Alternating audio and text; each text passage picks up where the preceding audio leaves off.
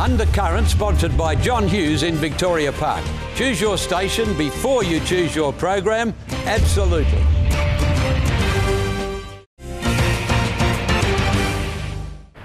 Always a contentious issue, and often at the top of the news headlines are refugees in Australia.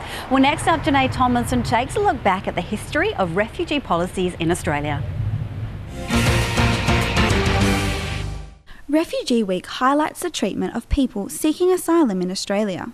Past policies are described as much more open and humane.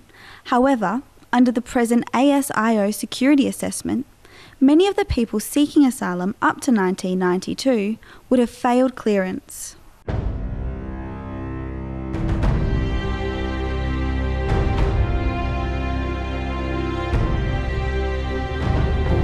We will decide who comes to this country and the circumstances in which they come. I don't want in Australia people who would throw their own children into the sea.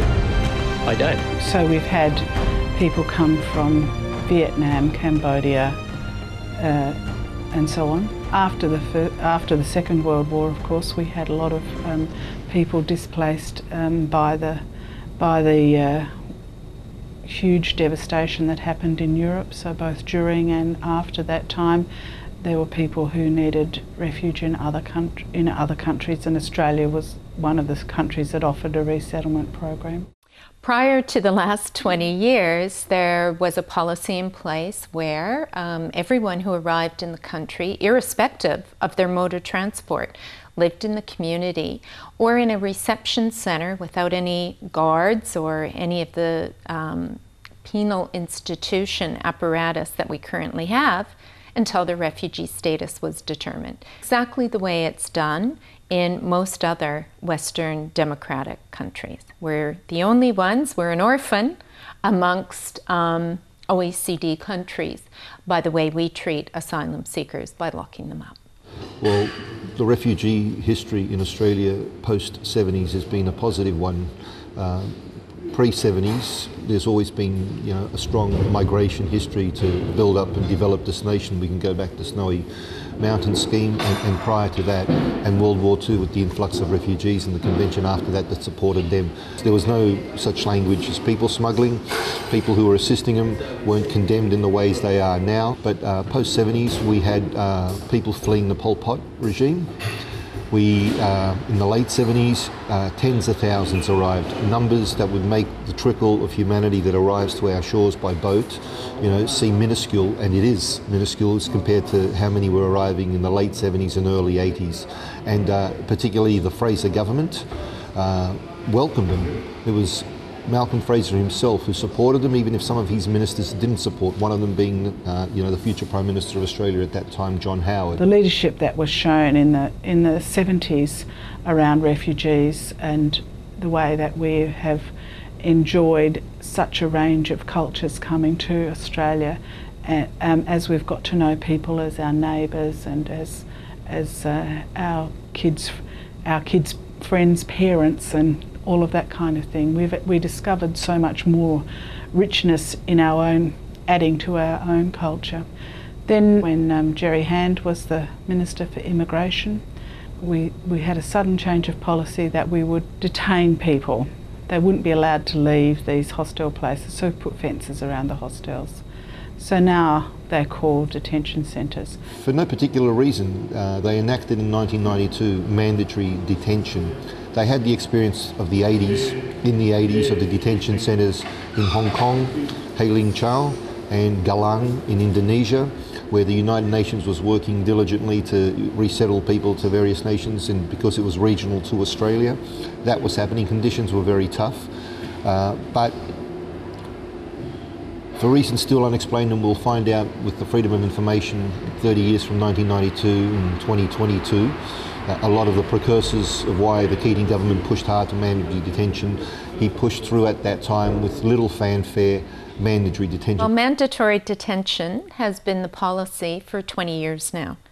And what the policy mandatory detention means is that everyone who arrives by boat and is deemed an unauthorized arrival if they arrive that way, is imprisoned without charge or trial until the completion of their assessment to see whether or not they meet the criteria for refugee status. And that really didn't take effect till the late 90s or 2000, 2001 particularly, when under the Howard government we saw Baxter, we saw Port Hedland, we saw Woomera, and we saw images that the nation had never seen before, whatever, the people incarcerated for far too long behind barbed wire, 24/7, the only place this was happening in the world anywhere. We have some very xenophobic, racist voices on the side of the fence that are afraid of asylum seekers, where there's a lot of myths around asylum seekers.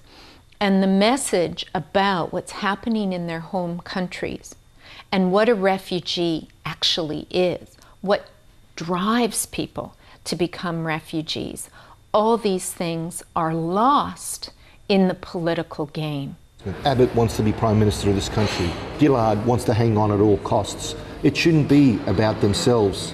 It should be about humanity first and foremost. Politics is a calling. They've let that go, and they've created the most abhorrent policies on the surface level, no different to the White Australia policy, because that's what mandatory detention is. It is a White Australia policy, or it is a policy of discrimination against particular peoples. It's not illegal to seek asylum in Australia, which is something that people think is illegal. Australia is a signatory to the Refugee Convention, so we understand that sometimes people will need to enter through our borders in an irregular manner, and that's a particular article in the Refugee Convention, acknowledging that people don't have time to get visas, to take passports. They can't get passports stamped on the way out of the country as someone who's persecuting them. Well, it's come to light that there may be a shortage of appropriate labour training here in Western Australia. Next up, Miles Riley investigates.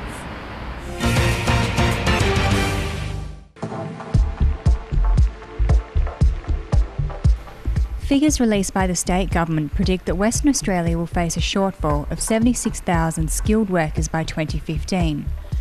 As a result, the Barnett government intends to send a delegation of high-powered business leaders to the eastern states in an attempt to recruit workers to WA.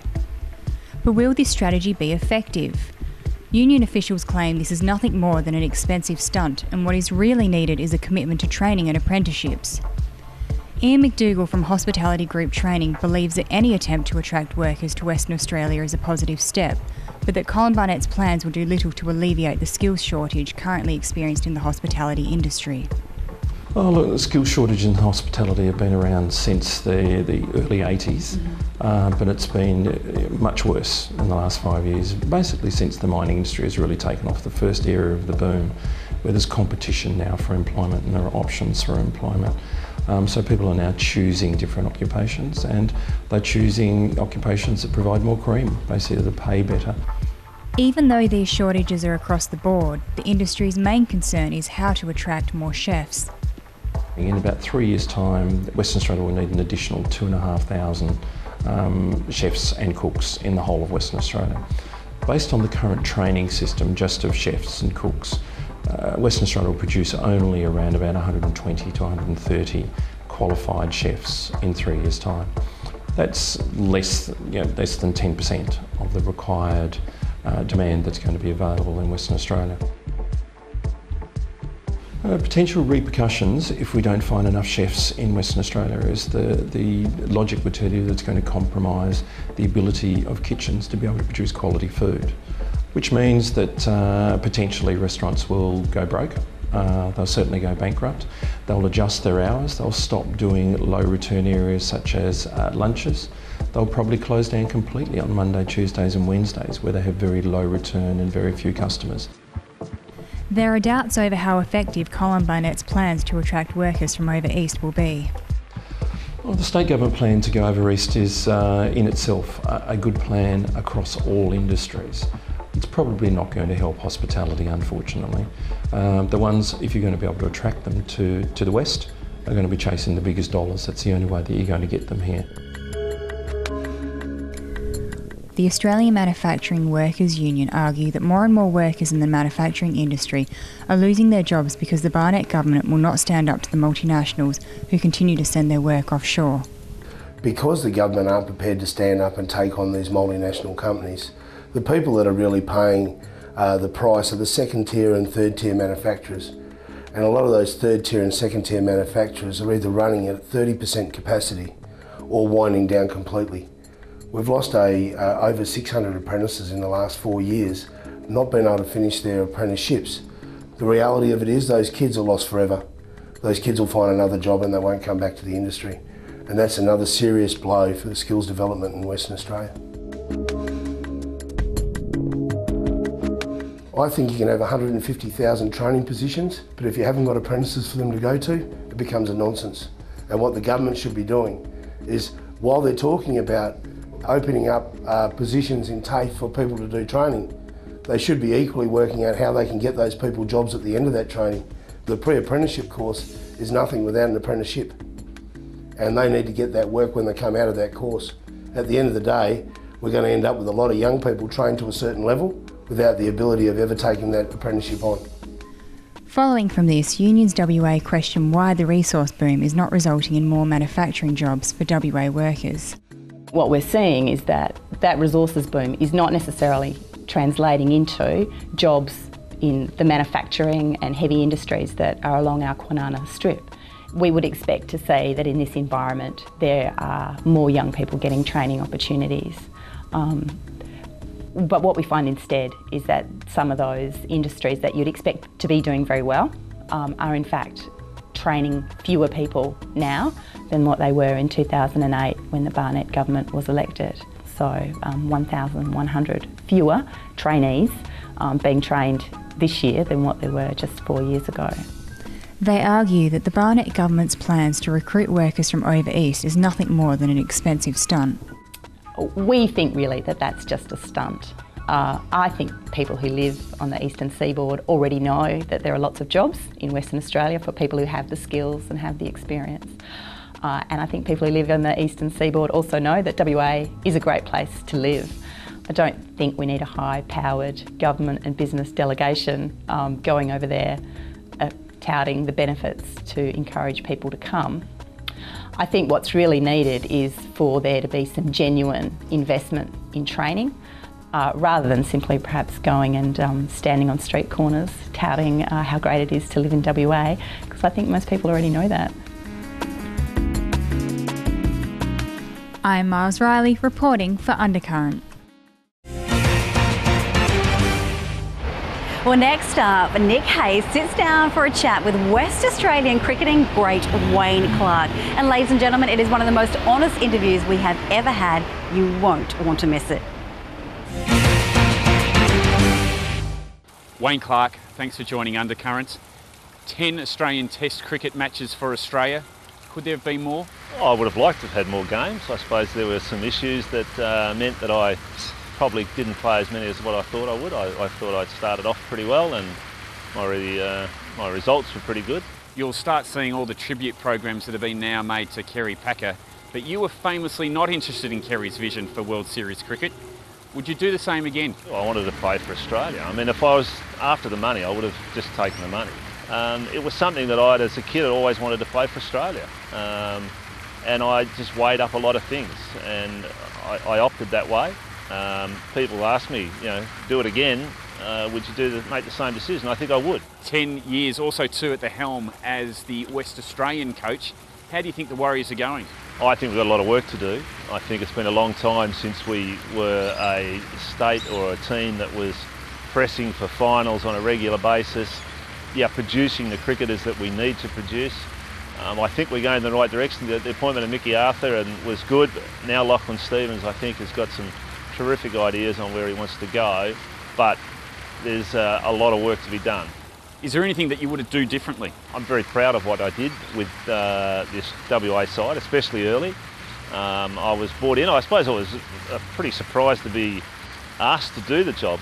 I'd been out of cricket for 9 years, I think it was, and I was actually running a grocery store up in Midland. Best thing I ever did getting out of that bloody thing, I can give you the tip. But I look back and I made some decisions which went against what people wanted, but was what I thought was right for cricket, and especially WA cricket, and I think it panned out pretty well. West Australian cricketer Luke Pommersbach's seen himself in the headlines in recent years. Would a player like this today have got away with it back in the 80s? I probably don't think they're much different. I think they're scrutinised a lot more, and gee whiz, I mean, if there was the same scrutiny back then, I think there'd be the poor old papers wouldn't be able to find enough pages. But look, you know, Luke's just a sad example really of a guy that's had a lot of ability and it just hasn't worked out, and he hasn't been able to cope with the things off the field as much as they at times on the field. You are currently the host of a very popular sports program on 91.3 Sport FM. Does that station have the potential to be an SEN of Melbourne? Look, I think it's got a tremendous little niche. I think it's just because it's on a community radio and it's a financial thing, I suppose. If you're able to get the right sponsors and, you know, make the production like SEN do, where there's a lot of money changes hands in different areas and that. Wayne, if you had your time all over again, would you do anything differently? Have you got any regrets? The biggest disappointment, and I could have become very bitter about it, I suppose, was because was over the questioning of my action. I mean, I had a lot of trouble with my back, and my action opened up, and I know that, you know, my action was good. Was pretty loyal to Cricket Australia when the Packer thing was on, and I just reckon I got burnt. And I suppose that's, if I look back on one thing, that is a bit of a regret, but you know, I don't make an issue of it. I've very rarely spoken about it. You must have something that just drags these sort of things out of me. But yeah, that's one thing I'd like to be able to change, because I think I probably could have played a bit more Test cricket if that was the issue. Wayne, thanks for joining Undercurrent. My pleasure, Nick.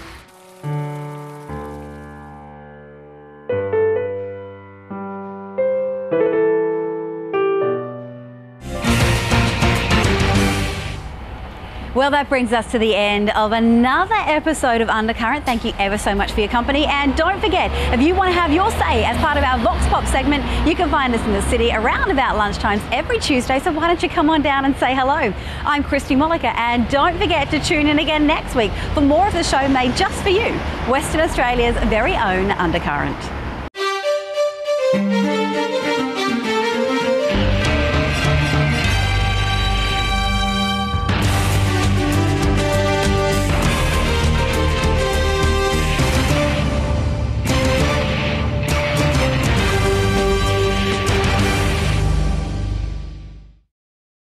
Undercurrent, sponsored by John Hughes in Victoria Park.